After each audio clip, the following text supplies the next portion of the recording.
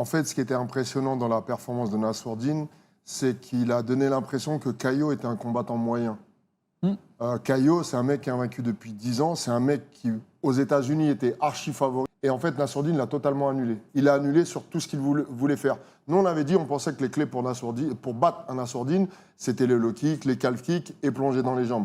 Caio n'a pas réussi à plonger dans les jambes. C'est 5 défenses de takedown sur 5 tentatives de la part de Nassourdine Imavov. Très peu de phases de catch control pour Caio.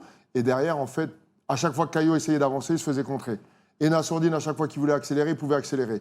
Il n'a pas donné cette accélération supplémentaire pour avoir le finish, mais il a fait tout le taf qu'il fallait pour pouvoir, de toute façon, neutraliser complètement son adversaire. Et la preuve, c'est qu'il y a quoi? Un juge qui donne un 5-0, voire deux, un ou deux. Un juge qui donne un 5-0, ça veut dire que c'était une domination complète. Donc je peux comprendre que pour des yeux pas très aguerris au MMA ou qui regardent uniquement les highlights, ce combat était peut-être pas idéal, mais ce combat est une démonstration. C'est une démonstration de supériorité, c'est une démonstration de fight IQ. Le pire, c'est que les solutions potentielles pour battre un Nassourdine, elles étaient dans le combat juste avant. Elles étaient dans le combat de BSD contre Ruffy. Mais Caio n'a jamais réussi à faire ça, il n'a jamais réussi à trouver la bonne distance.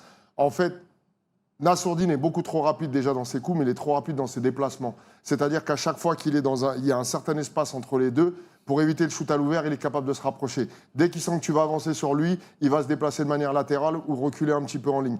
Et en fait, ça rend le fight cauchemardesque. En plus, tu te prends des coups, ton cerveau ne peut pas suivre, il y a trop d'informations qui tombent d'un coup. Et là, ça a été une démonstration de la part de Nassourdine.